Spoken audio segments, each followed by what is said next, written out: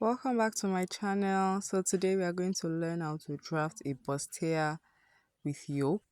And so we are starting with our neckline as we would usually do with our normal basic bodies. And so I am going by 3 inches for the width to about 2.5 inches for the neck depth.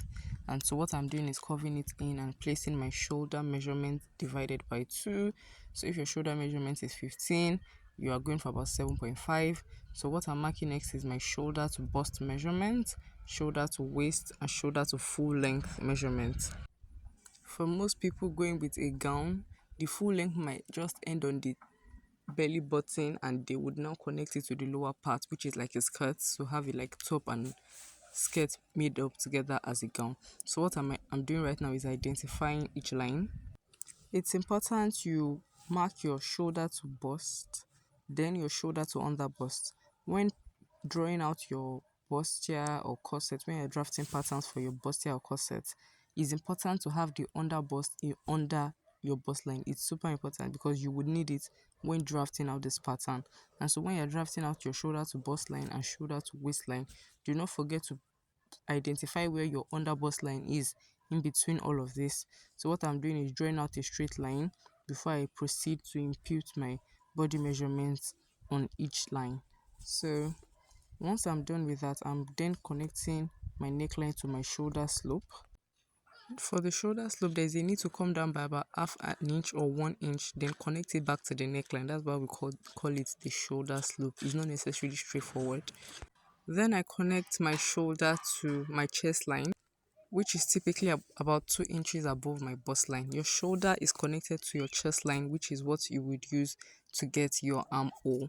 So 2 inches above your bust line is your chest line, and then halfway for the front pattern, halfway of that line from your shoulder to your chest line, you curve it in by half an inch and then make a curve back down to the chest line to get your armhole.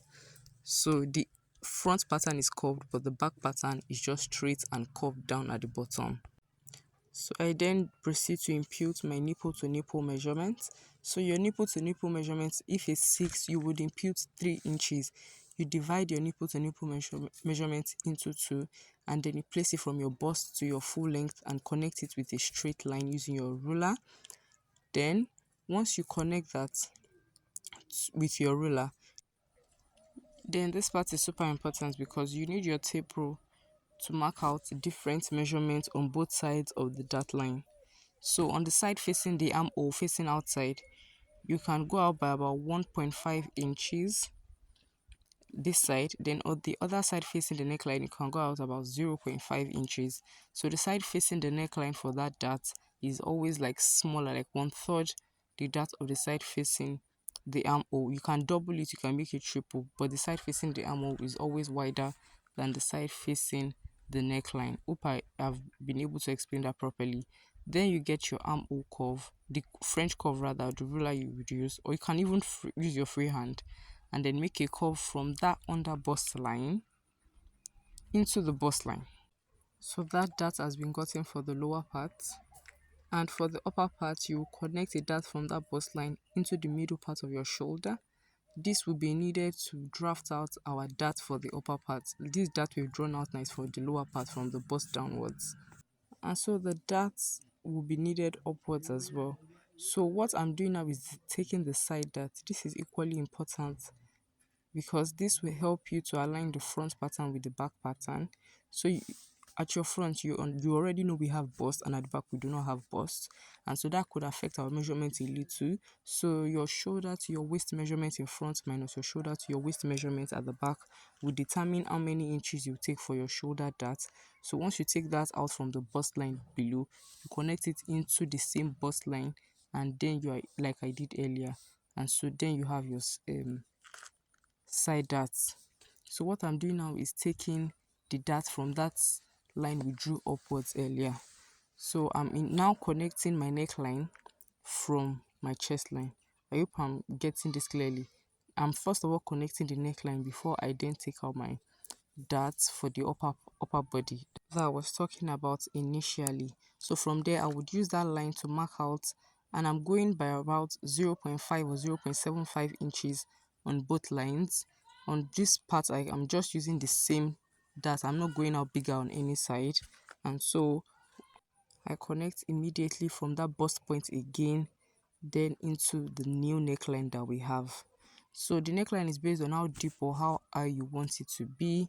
And from that part, before I include my bust measurement divided by 4 on the chest line, I would also make sure to measure out the space inside the dart and include it as well.